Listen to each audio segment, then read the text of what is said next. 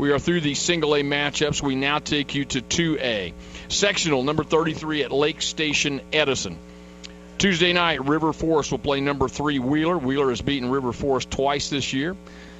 The winner of that game will take on Hanover Central. Hanover Central ranked number 9 in game number 2 Friday night. Game 1 at Lake Station, Edison will feature number 7 Hammond Bishop Knoll and Lake Station, Edison. Sectional 34 at Boone Grove. The host, Boone Grove, ranked 14th, will take on North Newton. Game number 1 on Tuesday night, followed by the North Judson-Hebron matchup. Winnemac plays the winner of the Boone Grove-North Newton game. Culver Community will take on the North Judson-Hebron winner. Sectional 35 at Fairfield. Tuesday night, LaVille plays Fairfield.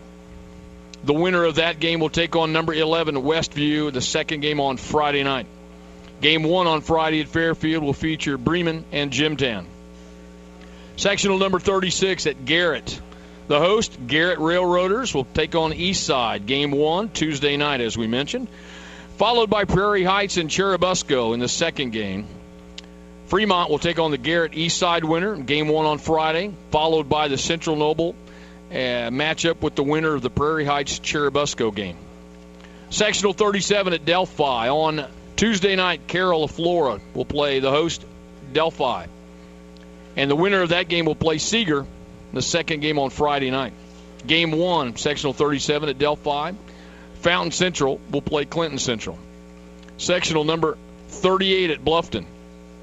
Bluffton, ranked number 2, taking on Woodland on Tuesday night. The winner of that game will play number 6 Fort Wayne Bishop. Lures, the defending champs, the 2-time defending 2A champions. The first game on Friday night at Bluffton will feature Adams Central and South Adams. Sectional 39 at Cass. North Miami, ranked 18th, will play Northfield. Game 1 on Tuesday night, followed by the Wabash-Manchester matchup. Southwood will play the North Miami Northfield winner. Cass taking on the Wabash-Manchester winner in game number 2 on Friday night. And in sectional number 40, this one at Taylor, number 4 Tipton plays number 16 Taylor on Tuesday night. Tipton beat Taylor 68-42 on February the 8th. Game 1 on Wednesday night, Oak Hill will play Guerin Catholic. The second game on Wednesday night, Eastern Greentown will take on Madison Grant. Game number 1 on Friday night, Sheridan will play the Tipton-Taylor winner. Well, Charlie, where would you like for me to start? I mean, we have some great matchups. I want to go to sectional 33. 3 ranked teams in that part of the state, in sectional number 33, and they're all bracketed opposite one another. You have the potential Wheeler-Hanover Central matchup in semifinal Friday, the second game on Friday night in sectional 33. Well, and again, 3 top 10 teams in the same sectional. That's, in a way, that's tough. Two top 10 teams are going to be gone early. Absolutely. But, you know, that's how it goes. And obviously, Hammond Knoll drawing opposite of Hanover Central and Wheeler, only having to be one of the two. You probably give the nod to them. But, again, in that kind of a sectional, it's just you're going to have to play well. We moved to sectional 34. Boone Grove ranked 14th. They are the 15-4. North Judson with a winning record at 13-5. Hebron with a winning record. But you got to like the host in that sectional. Yeah, just 2 weeks ago they had a 12-point win over North Judson, and you know that's well within the margin of error to be able to turn it around. But still, you're right. You got to give the edge. Sectional 35 at Fairfield. Westview ranked 11th. They and Fairfield come in with winning records, so that could be quite an interesting battle. At Garrett, Eastside and Churubusco, the only teams with winning records there.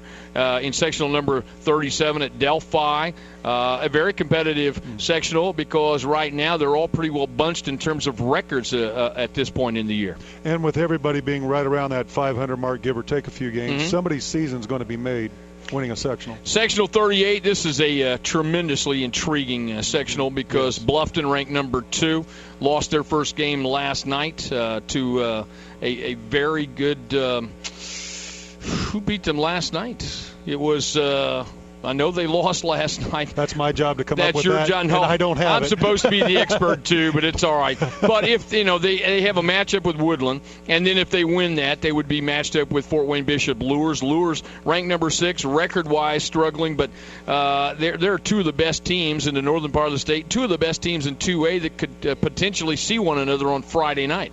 Well, I saw Lures 2 nights ago up in Warsaw, and great crowd, great game, and they still have all the parts. Mm-hmm. And one thing that jumps out at you about Lures, they're in the 2A state tournament, have not played a 2A team all year. So they've scheduled up. So when you see those 9 losses, you have to kind of adjust. And then, of course, Bluffton's having a great year. Still, 1 loss is still a great year. Yeah, and my apologies to Mississinawa for sliding. Yeah. They were the ones who beat Bluffton, and certainly Mississinawa ranked in the 3A poll and a very good basketball team themselves. Sectional 39, North Miami 18th, Southwood the only 2 with winning records. And at Taylor, here's another one of those great matchups in the opening round, Charlie, in sectional number 40. Number 4 Tipton, number 16 Taylor. A tremendous way to start the sectional with that matchup.